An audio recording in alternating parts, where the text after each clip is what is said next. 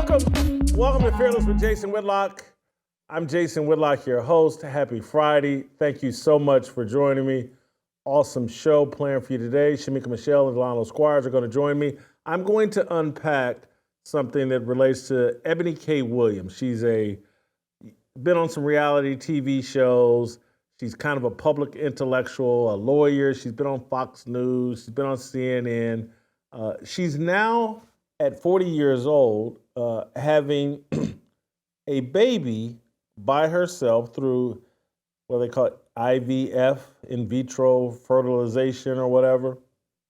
And this is by choice. And this gets at a lot of the things that we talk about constantly on this show. But one of my big themes is this belief, this delusion that you can have it all and that everything is for everybody. I completely reject that. And that life is a series of decisions and series of sacrifices, a series of decisions that you make that are in your best interest, but also in the best interest of others and should be in alignment with God's view on things. And we have totally rejected that. We've moved into a very, very selfish mentality. I think a lot of it, if you listen to this show, I think it's led by women and their selfish nature, and whatever pleases them is what they should be doing, and that's what life is all about. And so Eboni Williams, a very educated, somewhat intelligent woman, is making a very unintelligent decision, a very selfish decision. Hey, I'm gonna have a baby, no man involved, just because I want to, I can afford it. It is crazy. And so it gets at a lot of themes that we talk about on this show. So I want to delve deeper into it. We'll play an old video of her where she told us flat out that this is the direction she was going to go. But I want to have this conversation with Shemeka, Michelle, and Delano Squires because I know they'll have something to say about it as well. I want to thank our great friends at Good Ranchers for today's episode of Fearless. If you go to goodranchers.com and use my promo code Fearless, you can claim free bacon for the life of your subscription, and you'll get the pleasure of supporting veterans this Father's Day season. This is a great gift for your dad. Go to goodranchers.com, use my promo code, free bacon for life with any of your subscriptions. Please do that. Support Good Ranchers because they support us. So, People Magazine is proudly announcing that Eboni K. Williams, she's pregnant. And so I'll read you the beginning of the story. Eboni K. Williams is getting ready for a new reality. People can exclusively reveal that the Real Housewives of New York City alumna and the Equal Justice with Judge Eboni K. Williams is pregnant with her first baby, a girl due August 16th. The happy news comes 2 years after Williams revealed she was using her frozen eggs to pursue motherhood via sperm donation and in vitro fertilization. I think here's a quote from Eboni. Anybody who's gone through IVF or attempted IVF will tell you so many things have to go right for the final result of this journey to be a baby. That's why I've called this my remarkable miracle, because it really does feel like I've been the recipient of some very enormous favor from God above. She done brought God into it. and this is what is going on throughout American culture as we pervert Christianity and we pervert God's world to fit the feminist narrative, that any and everything can be accomplished through feminism and by matriarchal rulership and by catering. Happy wife, happy life. If we just build the world around the worship, celebration, and enjoyment of women, things will be so much better. And for People Magazine to be celebrating this, and for Eboni Williams to be celebrating this and bringing God into it, it's insanity. Everybody knows, can see, can recognize, understands the impact of single parenthood and the damage it's done to American society overall and to Black Americans in particular. It just doesn't work. And it doesn't matter how much money Eboni Williams has. And I know that my parents got divorced. I know there are examples of single parents that did a great job with their kid and got good results. But the data is overwhelming. It does not work. It's a failure. Single mama culture does not work. The stats are overwhelming. This is selfish behavior. And we're acting like she's done something brand new here. Like, all she did was remove the penis. But women are running around indiscriminately having babies without a father involved. That's as commonplace as people changing their underwear. And it doesn't work. It doesn't produce a healthy society. This is all part of a rejection of a biblical worldview and Christianity. Feminism is the enemy of truth. It's the enemy of Christianity. It's the enemy of male leadership. It is the bane of society. And so we're rolling out some highly educated woman, and hey, this is the poster child. This is what women need to be doing. And she telegraphed this. I want to play the old video of Eboni Williams saying she was going to do just this, because the hell if she ever is going to submit and obey a man in marriage, she'll just do this on her own. And she don't need no man, but she telegraphed it. Let's play the video. Black women are availing ourselves to all of the options that our hard work and circumstances currently afford us. And that means that single motherhood by choice is going to be an option that more and more Black women consider and even exercise.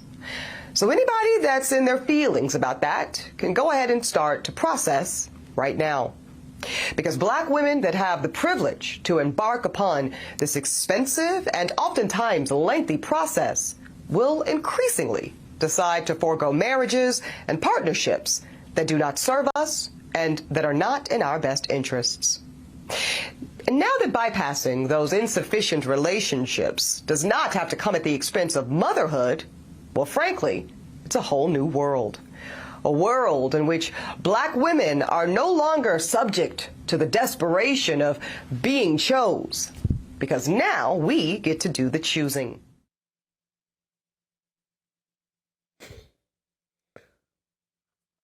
This is insanity. The hard work, it's the hard work that gives her this opportunity to have a baby without a father. It's hard work that put her in this mindset. This is a joke. Shemeka, you got to hop in here with me. I need help. This is insane. This is evil, is what it is.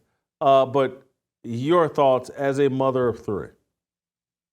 Yes, I'm starting to feel like a tape recorder, Jason, because we have so many women that are just this stupid. And when it comes to Eboni K. Williams, they continue to put her out front in front of everybody to just tell her stupid opinions.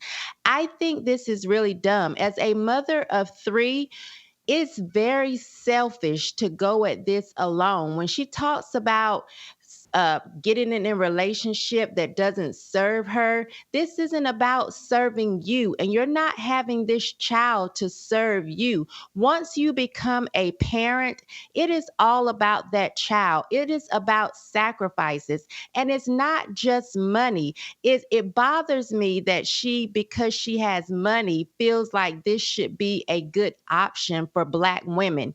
This is the same thing they've continued to tell men, or denigrate men or be condescending towards men if they don't make a certain amount. They feel like they aren't worthy enough. This is why you have people like Nick Cannon who do make a lot of money, that's just sowing his seed in every garden, but he's not available to be there consistently to nurture and water that seed to watch it grow. Everything is not about money. When it comes to raising children, they need your time, they need your energy. This woman has a career and all she cares about is money. What about the aspect of the male that this little girl will not have? Every child needs a father. And so I feel like when you just decide, because I have money, I can do this by myself, and you're looking at something, whether it serves you or not, it's just a very selfish act. And that alone says she's not ready for motherhood at all. I feel really sorry for this little girl who may have all of the shoes, all of the clothes. She may be able to participate in dance and gymnastics because her mom is successful, but she's missing something. And it's really sad that Eboni K. Williams is so educated, but she's too stupid to realize this. And I'm tired of having to say the same thing. Look around, Ebony. She actually worked in the community that I live in, that, you know, she knows what it's like. She can clearly just pull up what's going on here, yet this is what you want to do. It's not working. And I hate the fact that she has the platform to push this idea on other women and they'll fall for it. I even hate to call her educated at this point because she's mostly just miseducated and or retarded. Uh, and what's really, it makes me like there's more to this story that we'll never know. But there's far more because she's an attractive woman, has options. If she wanted to get married or find a man to have a child with, she could do that. So this is just clearly a choice, and it makes me say, oh, there's something wrong here. She's mentally unstable, or if we were sitting around a kitchen table and wasn't on this show, we'd be sitting around talking about what's wrong with her coochie. I mean, literally, we that's the conversation that people would be having. It's like something's going on here because she's making a choice to do this alone, and it just makes me say something ain't right. Something, there's a stench. There's something that's just not right. And she's, I mean, and seriously, Shemeka, that's all I can think of because it's an attractive woman. She's, I would assume she's not in a great deal of debt. She's got options. And for her to conclude, you know what the best option for me is? To do it all by myself. Again, it speaks to she's not thinking about the child. All she's doing is thinking about herself. And that's the mentality that I feel like we can't shake from women right now, is like they think the whole world is just about them. And maybe we've told them that. We sit around and say, happy wife, happy life. And they've bought it. Whatever makes them happy is what makes the world go round. Absolutely. And if I dig into the rumor mill is that she has a really terrible attitude. She's very self centered and self serving. They even claim that she has halitosis. I don't know about that, but definitely the words that are coming out of her mouth stink over and over again. Yet she continues to actually say these things. So something has to be wrong with her because you're right. I'm told that she prefers white men. She wants a successful white man that will take care of her, and she had one, and he dropped her. This is what I'm told. So maybe there's some type of scar there. She's angry, she's bitter, and she just decided after that that she would just do this by herself. Of course, this is just rumors, speculation, allegations, or whatever, but this is what I'm told from people who actually know her or knew her while she was here. So definitely something's wrong there, and you have to be a bit mentally unstable to decide to do this. No one decides to have a baby alone, Jason, unless they are immature or just a silly woman, because it's hard. It's not easy. You see these women who end up saying, "Oh, my man ain't shit." She was immature and silly to get with this man in the first place. She didn't go out here and put herself in a position to get with the man who was going to really take care of this child.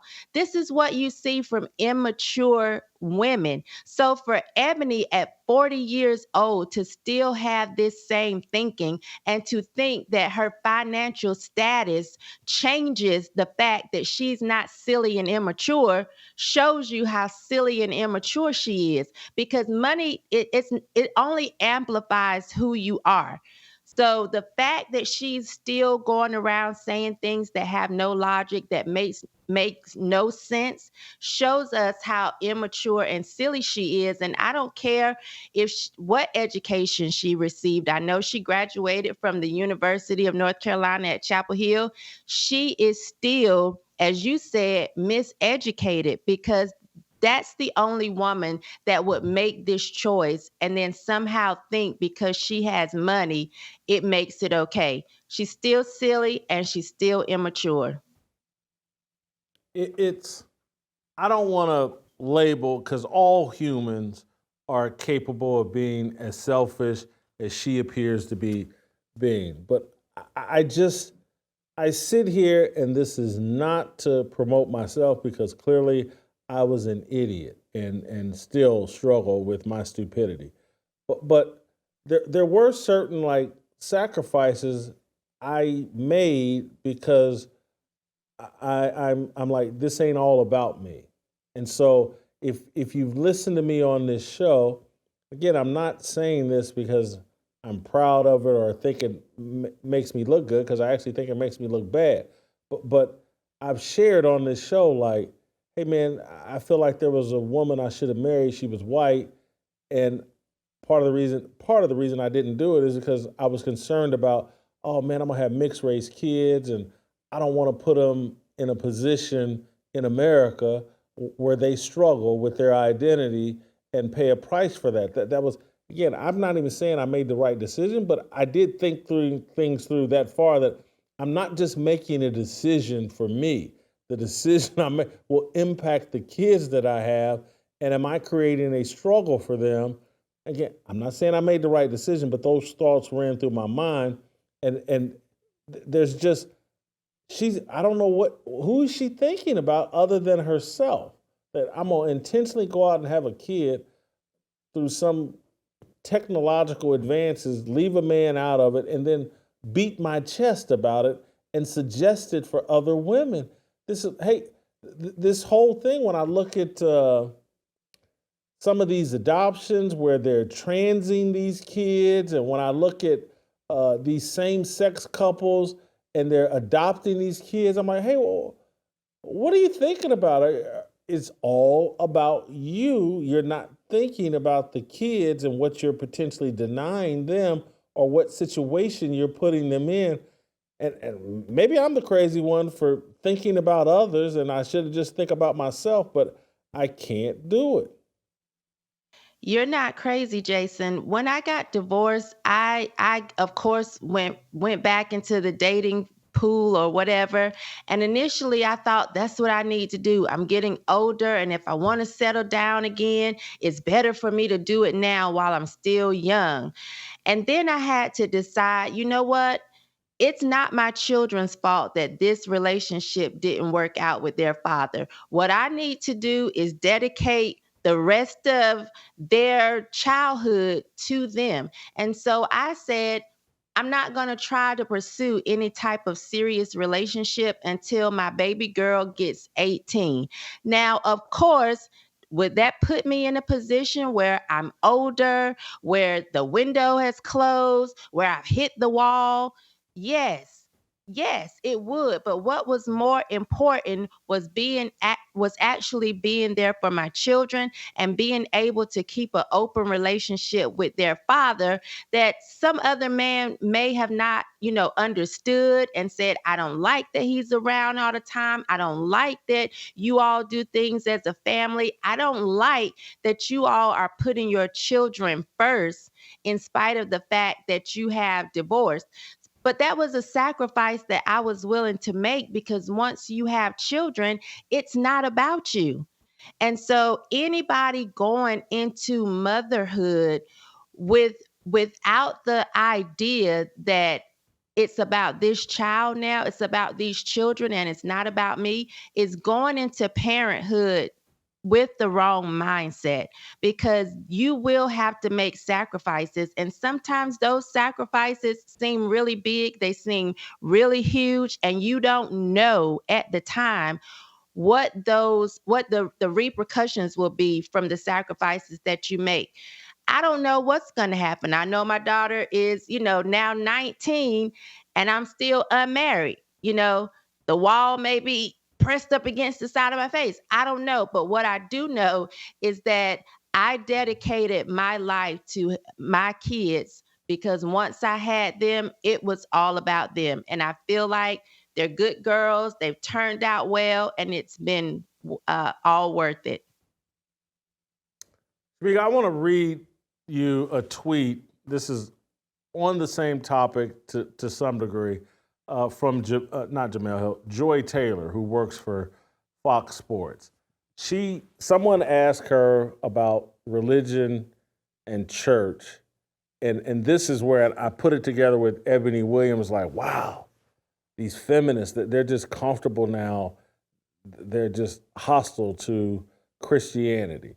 And so Joy Taylor tweeted out, she's talking about the church, mostly the many hypocrites and the judging, with the sprinkle of justifying horrific behavior with no accountability under the guise of just ask God for forgiveness. Oh, and not actually helping the community and the poor, but asking for money.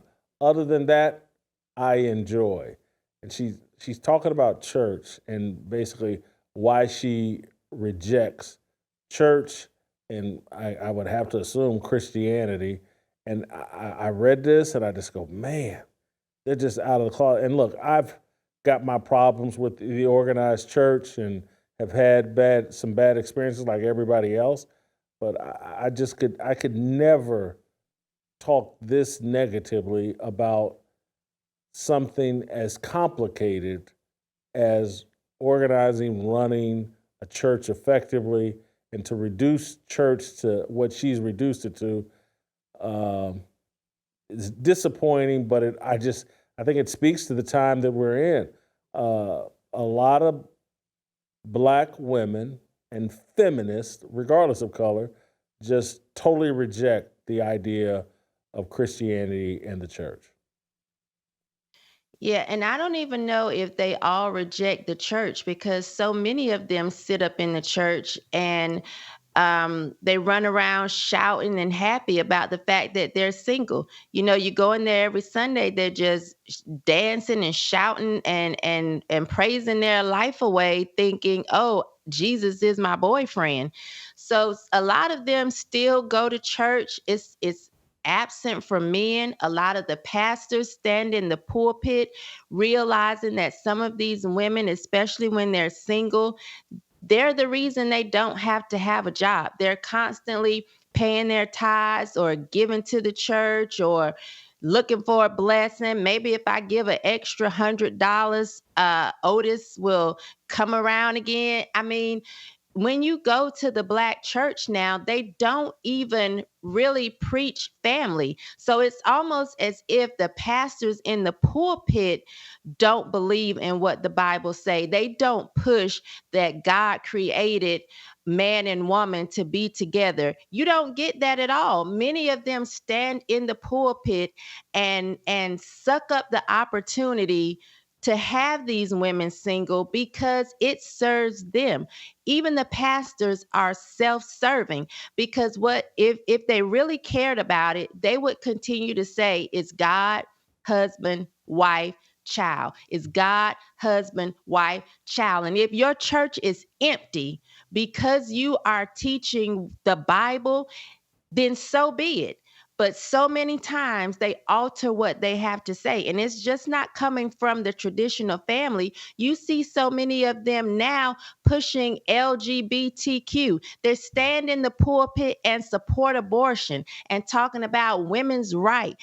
And they let all of these politicians come into the church who are antichrist in the things that they push and believe, but they stand up in the pulpit and they're allowed to say it with no redirection, no correction, because it's about money at the end of the day. So many of these churches are in alignment with destroying the family, because if they weren't, they would actually be sticking to the word, and we're not getting that at all.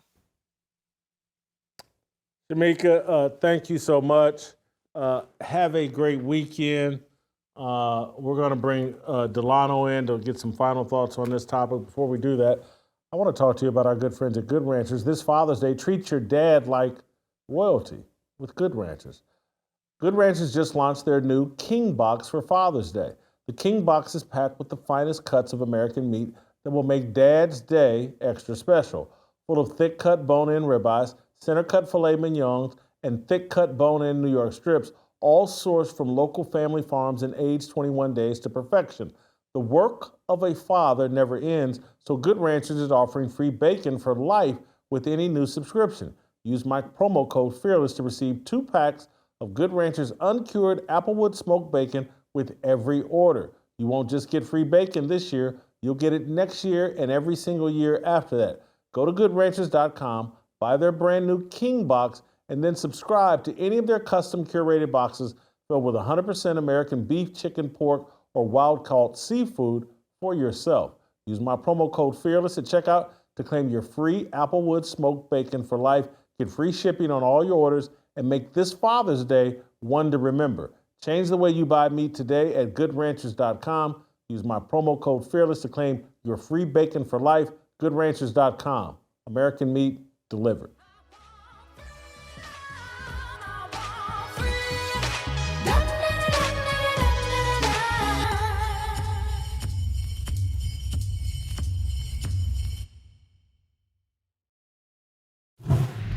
I saw something one time where some Cubans made a boat out of a car to get to America. Cuba is 90 miles from the U.S. They were willing to tread shark-infested, choppy waters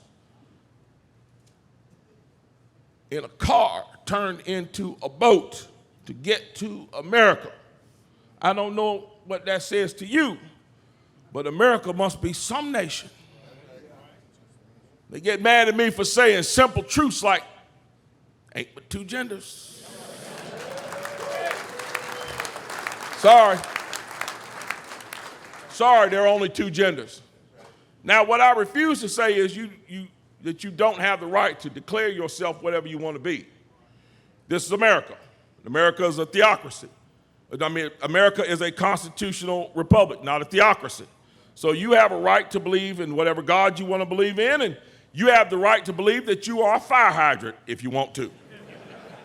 Feel free to declare yourself to be a fire hydrant. Please tell me, I will bring my dog to visit you.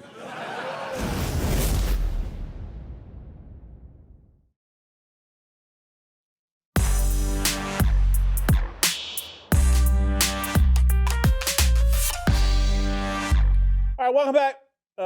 Delano, welcome back to the show. Eboni K. Williams, a frequent provocateur, I guess I would call her, a feminist intellectual. The Black Gloria Steinem, maybe that's. Anyway, they're celebrating her. She's having a baby all by herself, and People Magazine is celebrating it. And then I just connected it to, I read some tweet from Joy Taylor where she's talking about how terrible the church is and why. And I'm like, man, feminism is the enemy of Christianity. Start with Eboni Williams, though. Your thoughts, just all the problems we have with illegitimacy and single parenthood, and somehow Eboni K. Williams thinks she's doing a great thing by having a kid by herself. Yeah, Eboni K. Williams is actually somewhat of a more complicated figure than I think we realize. So let me start with one thing in her credit. When I've seen her talk about this issue of, trying to become a mom by herself, like on the Breakfast Club, she said this is not ideal for most women. She said it's hard to, do in IVF and everything that it takes to get where she is and to raise a child on her own. So sometimes I'm willing to say, you know what, at least this person understands that what they're doing is not ideal, which is a little bit different than the people who will try to sell you sort of bad ideas and say, actually, no, this is just as good as the other thing.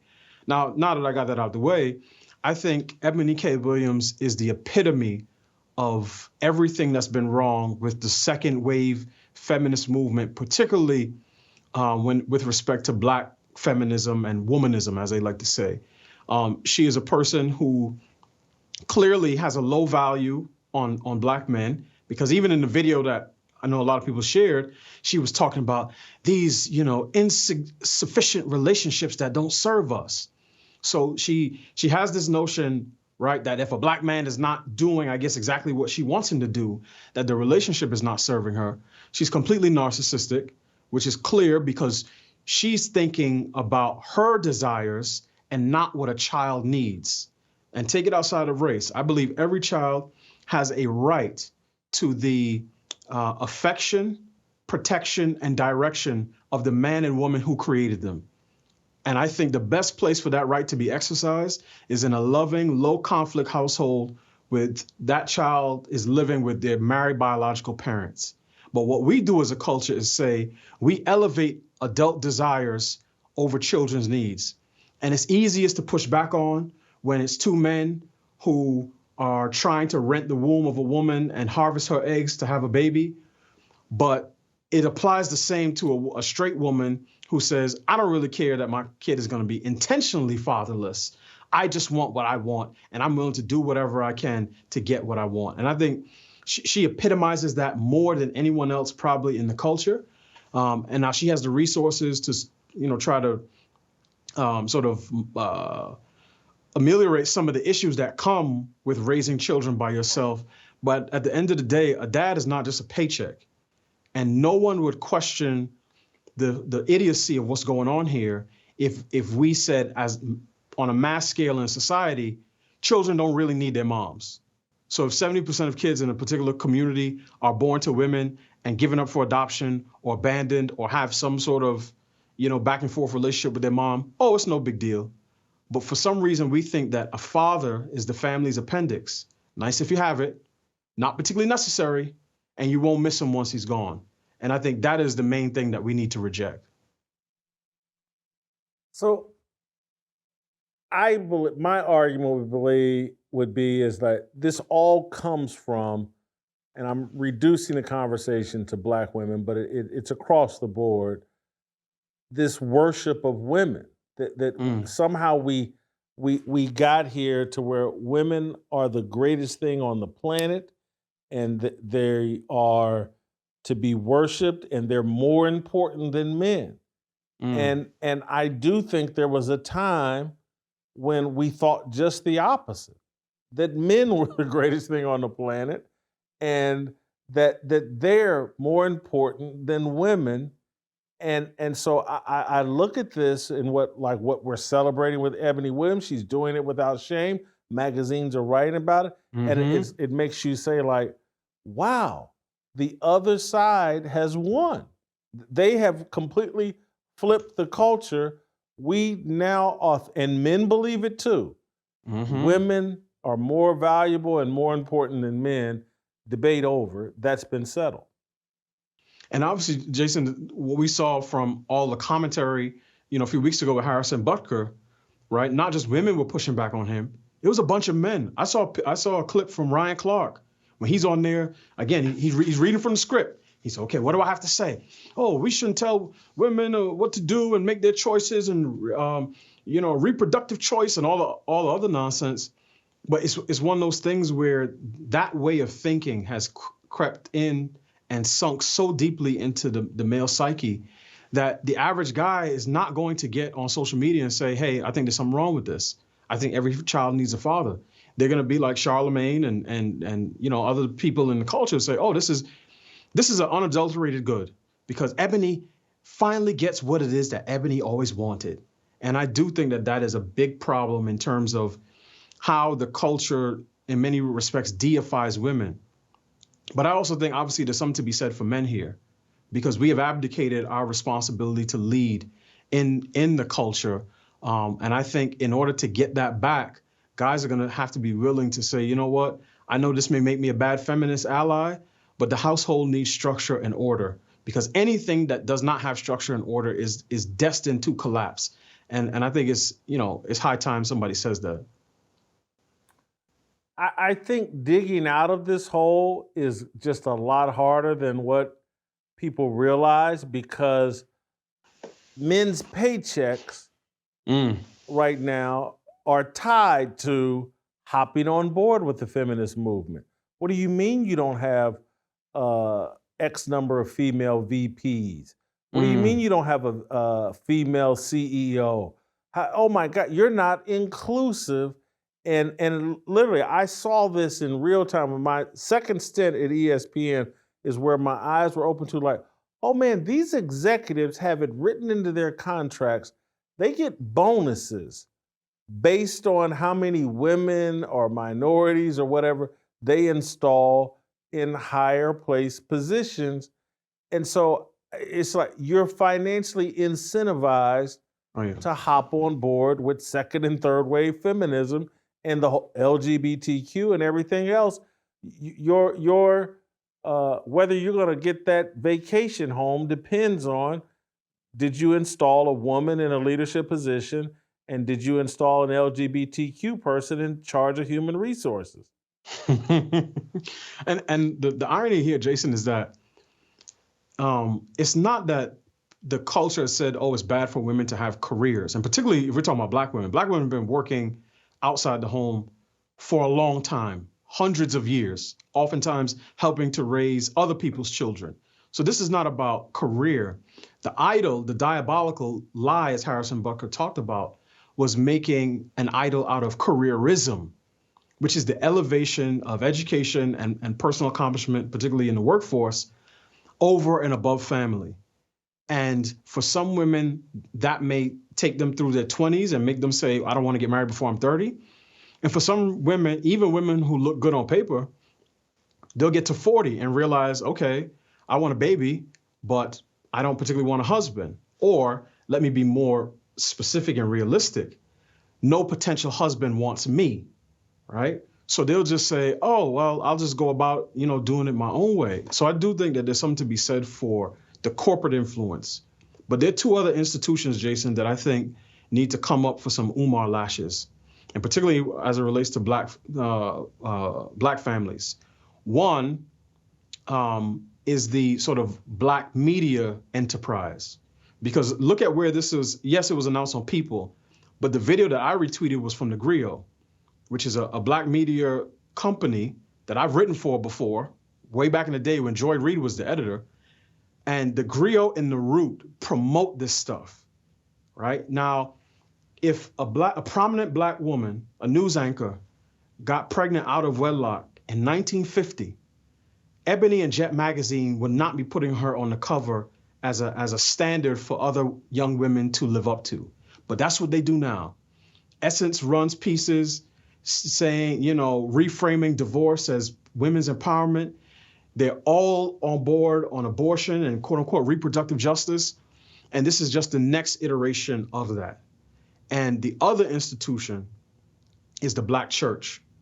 And how many churches, particularly post 1960s and 1970s, have become complicit in every sort of progressive agenda that the left has put out there. And actually, one of the things that I would argue, and I know a lot of people tend to, even some on the right, even some guests on the show will say, Well, that started with Dr. King. But I disagree. I think the rejection of King's moderation, sort of judged retrospectively, led to the radicalism that you saw with the Panthers and movements that were actually explicitly Marxist. And once those movements, radical Black politics, replaced the church as both sort of the moral foundation and the intellectual foundation and the cultural ethos for the Black community, everything that depended on structure started to fall apart.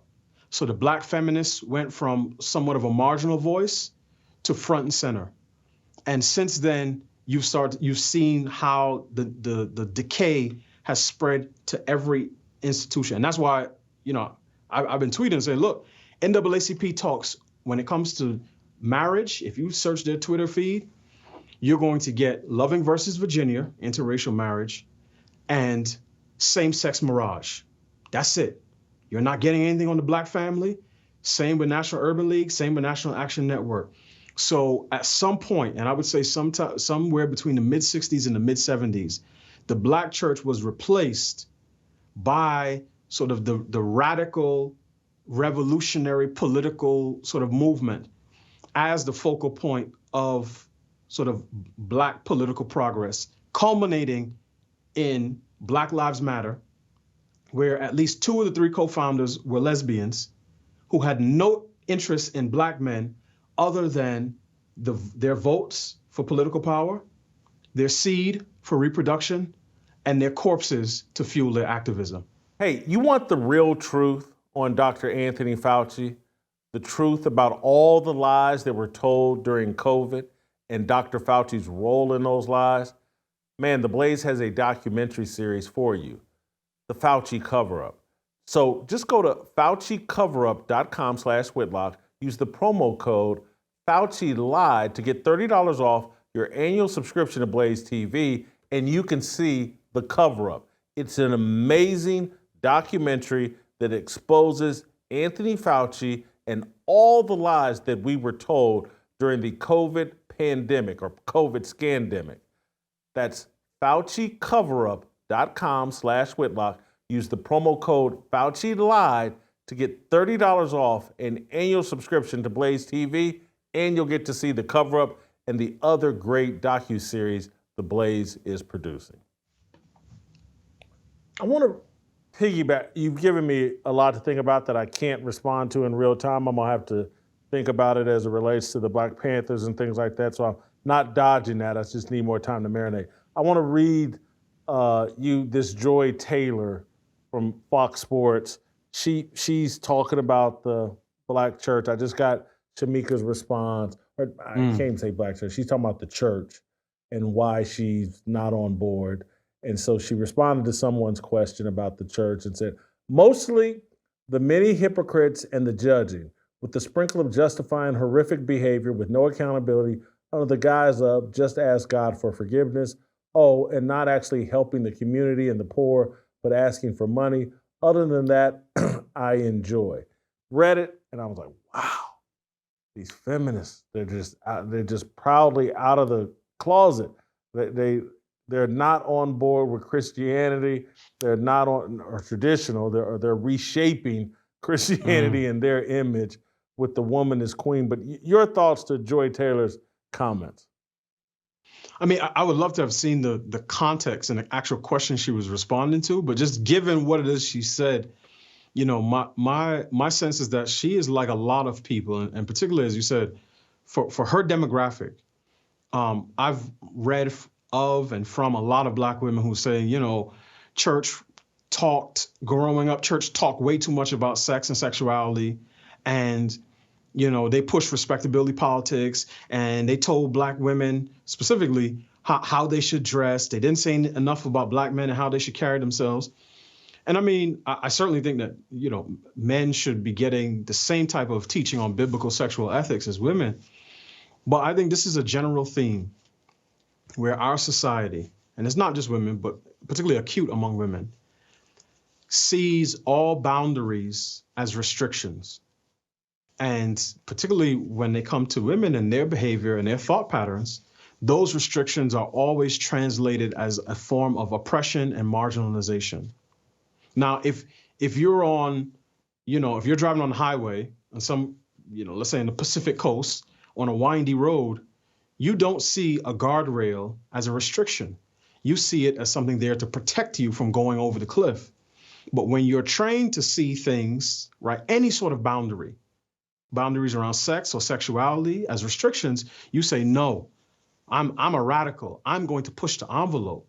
So I'm going to pursue all of the things, so ironically, all of the things that the Bible says that I shouldn't do, that's what I'm going to do, because that will deliver me sort of the joy and the happiness that I'm looking for. And I've said this to people on many occasions.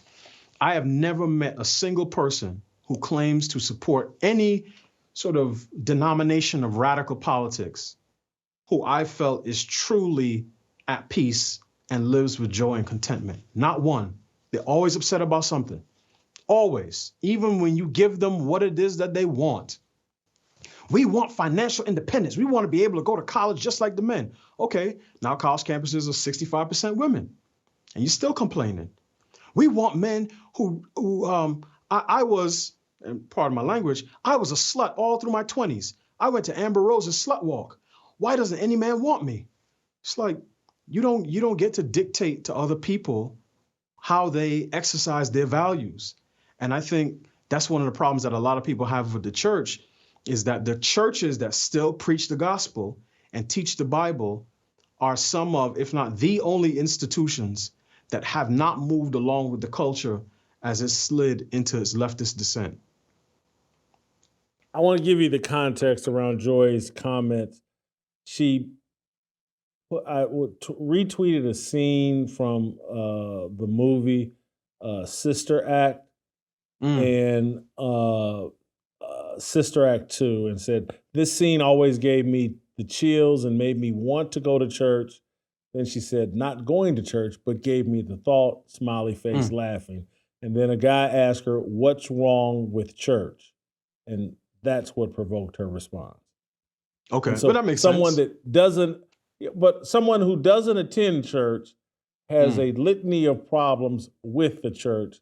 I just don't know if that's an insider's perspective, but people are very, very confident and just kind of out of the closet with, church is bad. And again, I've been there a little bit mentally, but not to this degree where I'm gonna put it in writing and put it out there. Like it just, these feminists and just the pleasing of women is how you express great virtue.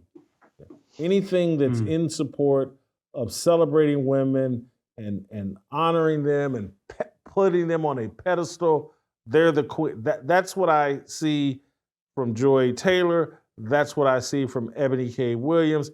That's what I see everywhere. It's everybody's bending over backwards. What can we do to serve women? Because that's going to make the country better. And there's just no proof that that actually works. So Jason, let me offer something else into the record, because I do think our response to this, right, as Christians, as men, for some people as conservative, our response to this has to be tuned at the right pitch, because there's always the temptation not to correct, but to overcorrect. And I do think that there's a faction of the right, conservative, Christian, but people who sort of claim to hold to traditional values, that does have a gender and Genesis problem. And what I mean by that is this. When I think about Adam, right, in Genesis, his response to Eve looked very different in two different circumstances. Now, when he had no suitable helper and God gave him one, he said, flesh of my flesh, bone of my bone. It was like in that last moment, right? Every other created being, every other animal has a suitable mate. I did not. Now I do. Thank God. Thank you, God, for that. When God came back a few moments later and said, hey, why are you in this place that I didn't put you? Why are you hiding from me?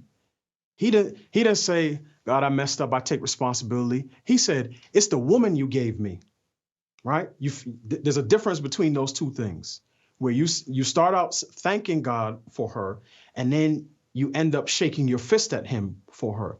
And I say that to say, I want men to be cautious to not fall into that trap, because there is a way to address these issues where we sort of at the extreme, the alpha male chads end up being the mirror image of the septum ring wearing pink haired feminists who they say men are bad, marriage is a bad deal, flee the household, build for yourself, consume everything in your generation. And then the alpha males, quote unquote, on the right say the same things. Women are bad, they're sexually promiscuous, they're morally deficient, they're gold diggers. Flee marriage, flee the household, build for yourself, consume everything in your generation. And I think both of those messages are equally destructive, and both are rebellious to God's design for male and female. Delano, great job. You've given us a lot to think about over the weekend. Thank you, Jason. We will see you next week.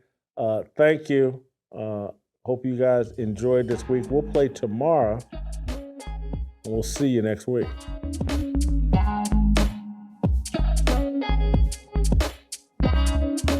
Waiting for the countdown, coming off the breakdown, standing in line for freedom. Looking for a breakout, feeling like a standoff, nothing in life like freedom. Came in like a fighter, striking like a ladder, making all these moves for freedom. I want freedom. No negotiation, my sister, no relation. We all just wanna have freedom. Sitting on the corner, never been alone. I'm breaking my back for freedom. Blessed, we are living, get back. We are receiving, no deceiving. We all wanna be free. We want freedom. I wanna be.